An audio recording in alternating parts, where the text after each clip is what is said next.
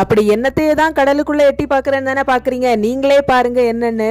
இந்த மீனோட பேரு ஈகிள் ரே ஃபிஷ்னு சொல்லுவாங்க. நம்ம ஊர்ல திருக்கை, தெரச்சி இந்த மாதிரி தான் சொல்லுவாங்க. வித்தியாசமான அந்த உயிரினத்தை பார்த்ததும் நான் போட்டோஸ் வீடியோஸ் எல்லாம் எடுத்துக்கிட்டேன். இந்த மீனோட வாலை பாருங்க எவ்வளவு நீளமா இருக்குன்னு. இது கொஞ்சம் விஷம் நிறைந்ததுன்னு நினைக்கிறேன்.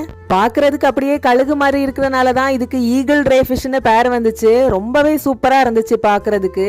இந்த மீன் நார்மலா ரெசார்ட் சைட்ஸ்ல இருக்கும், இல்லாட்டி ஸ்கூபா டைவிங் ஸ்னோர்க்லிங் போனாதான் தெரியும். ஏன்னா இது அடியில தான் இருக்கும். என்னோட லக்குக்கு எட்டி பார்த்தோன்னே தெரிஞ்சுட்டு.